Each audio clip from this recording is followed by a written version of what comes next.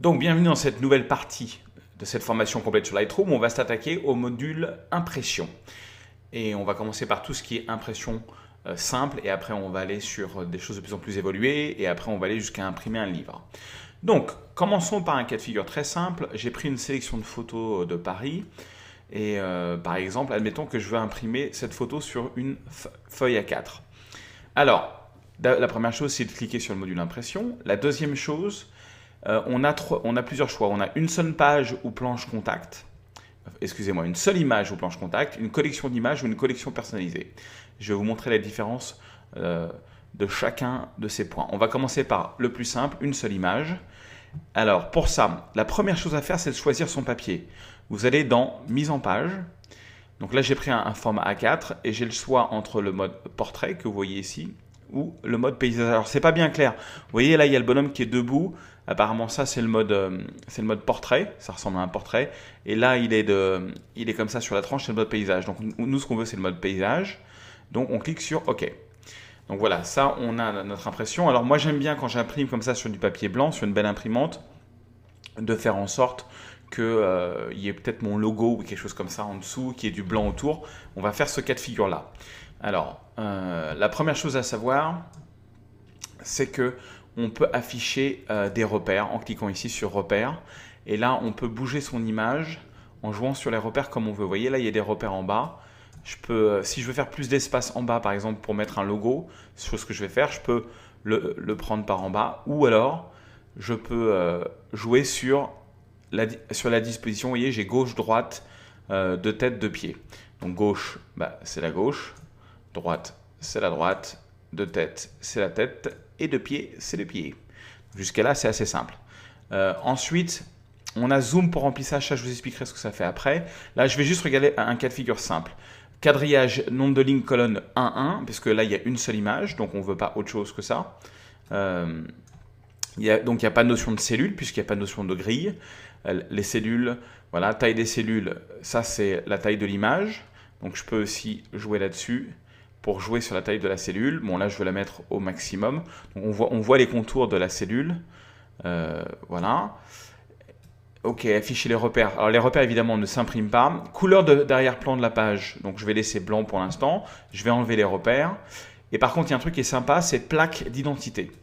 Donc, vous avez deux possibilités. Alors, plaque d'identité, déjà, soit vous mettez un titre du style, je vais vous montrer. Donc, vous cliquez sur cette petite flèche. Vous allez dans plaque d'identité. Vous allez dans modifier. Et là, par exemple, je vais marquer donc Serge Ramelli, photographe.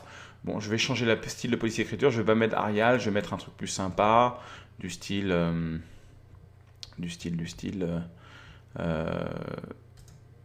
Non, ça c'est très moche. J'aurais dû préparer quelque chose de sympathique. Mais bon, je vais mettre du Lucy Grande, par exemple. Bon, ça ne change pas beaucoup d'Arial. Non, je vais mettre un truc plus. Je vais mettre du Times ou un truc. J'ai envie de mettre Trajan Pro. Voilà, Trajan Pro, c'est déjà un petit peu plus sympathique. Voilà, on peut pas faire grand-chose. Donc, on peut changer la police. On peut dire, tiens, ça, par exemple, je vais le mettre en rouge. Donc, ça, on peut choisir une couleur ici.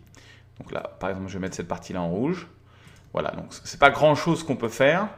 Alors, vous voyez, là, ça, c'est à l'envers. Si ça arrive à l'envers, il suffit de cliquer là où il y a marqué 180 degrés et mettre pas de rotation. Je sais pas pourquoi il y avait une rotation. Voilà. On peut agrandir la taille de ça. Alors, je sais pas pourquoi c'est sur deux lignes. Attendez, modifier. Pourquoi est-ce que c'est sur deux lignes? C'est sur deux lignes parce que je pense que ma taille de base est trop grande. Si je mets 13, voilà.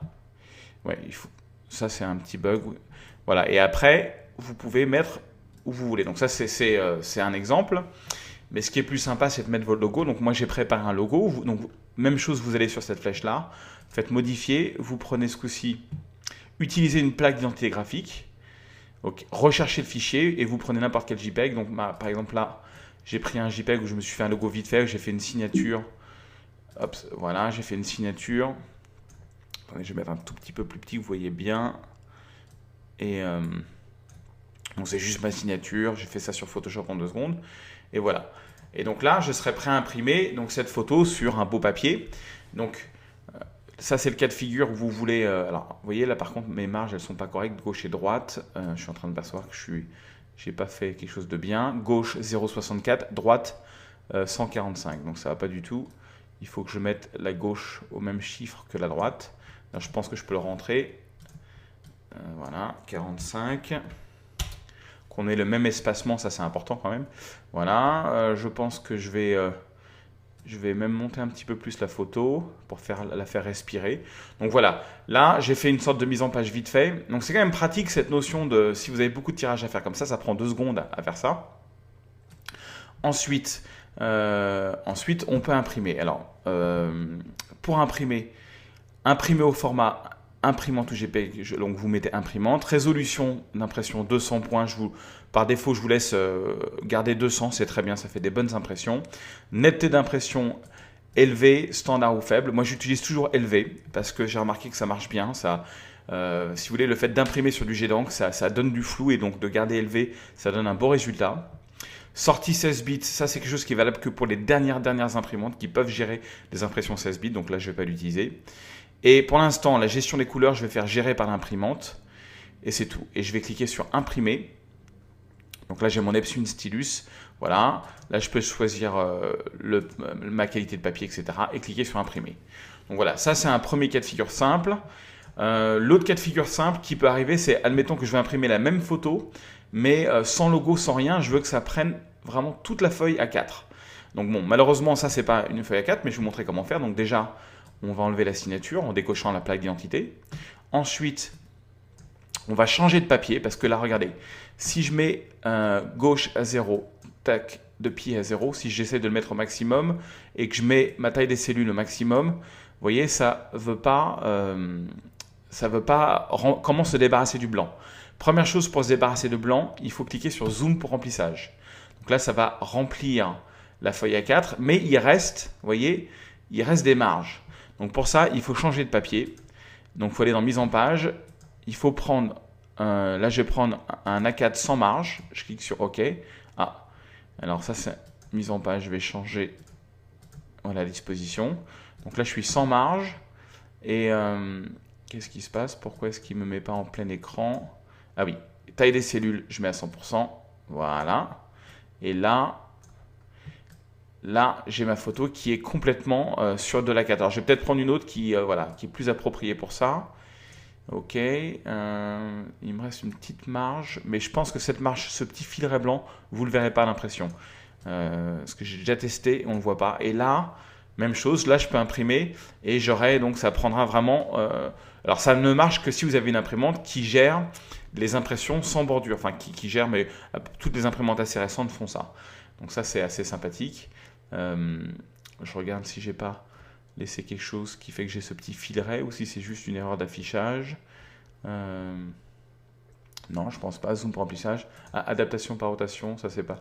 Contour du crâne, c'est bien décoché. Non, je pense que c'est juste une petite erreur comme ça. Voilà. Donc voilà, ça c'est comment faire pour imprimer donc en plein écran, sans marge et comment faire avec une signature.